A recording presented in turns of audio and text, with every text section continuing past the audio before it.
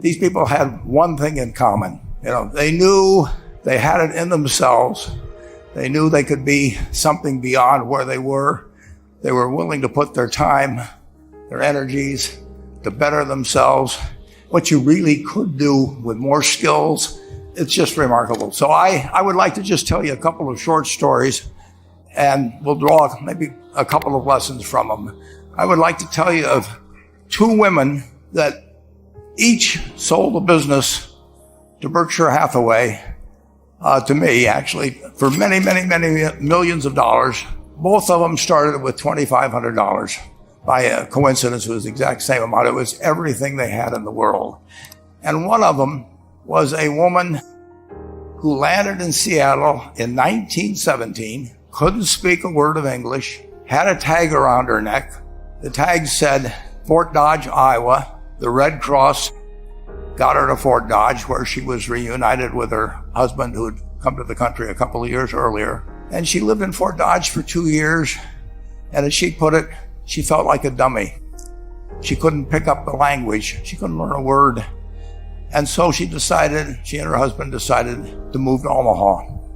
So they came to Omaha in 1919, and there she found a small colony of Russian Jews, so she started feeling more at home. And then as her oldest daughter went to school, she would come home, this daughter, Frances, and she would teach her mother the words she'd learned in school that day.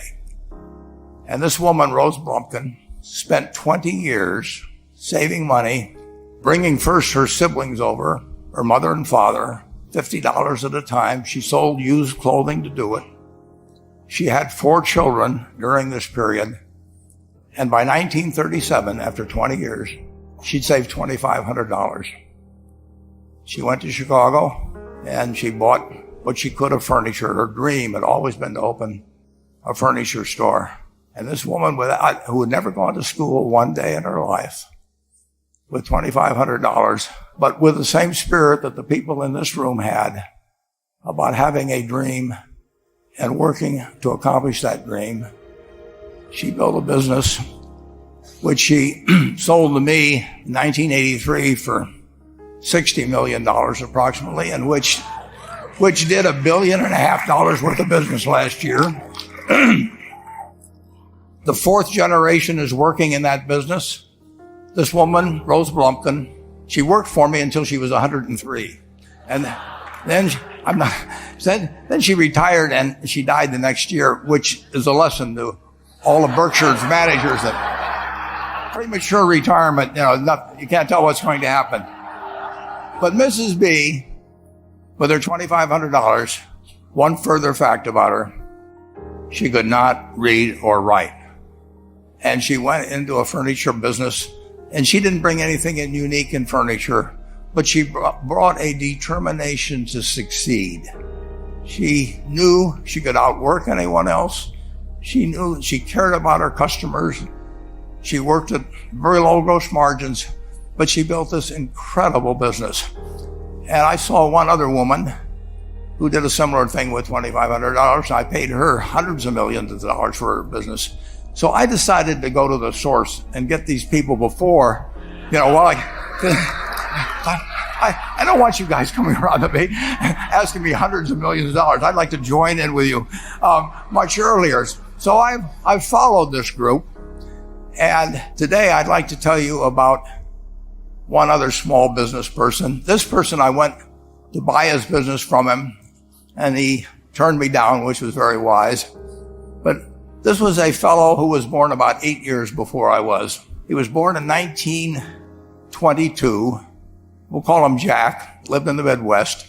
He was a pretty good athlete, didn't like school much. And I'm going to tell you one thing early in the story. Maybe you can figure out who the guy was. The company he built hires more college graduates each year than any other company in the United States. And this fellow, who was destined for this but did not know it, Jack, went to college for a year and then dropped out. He really wasn't that interested in school. And the year he dropped out was 1941. And when the the United States became under attack. He went down to the Army Air Force recruiting station, volunteered, and they turned him down because he had hay fever. So he went over to the Navy and again volunteered, and they took him. They put him on an aircraft carrier. He flew small flight airplanes during World War II, got 2 distinguished flying crosses from the Navy, and then he came back to the Midwest. So now we've got a young guy.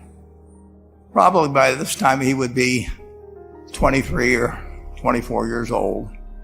And the interesting thing is, he got back to the Midwest, and he actually kind of went from one job to another for a short period of, or not such a short period of time. And he finally became a used car salesman at a Cadillac dealership in St. Louis, Missouri. And at age 35, having moved up in the organization, the sales organization, he said to his boss, "Could I go into car leasing business with you?"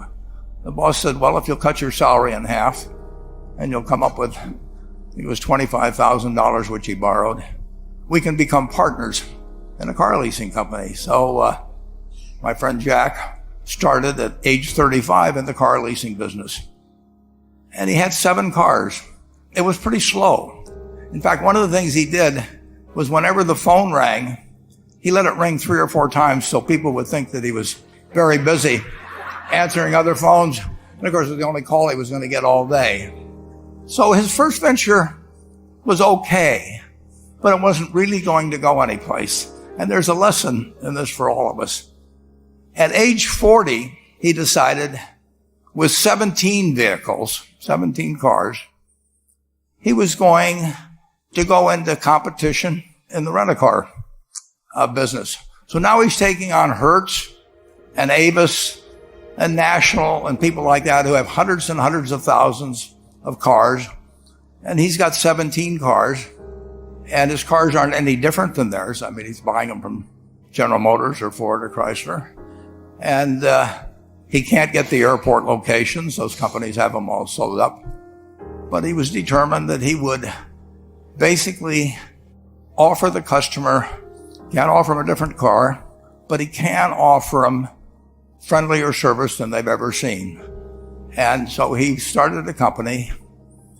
He named it after the battleship that he'd flown from in the Pacific, which was the USS Enterprise. And he died about a year and a half ago. But when he died, his rent-a-car company, starting with those 17 cars, was worth more than Hertz and Avis and all the rest of the rental cars put together.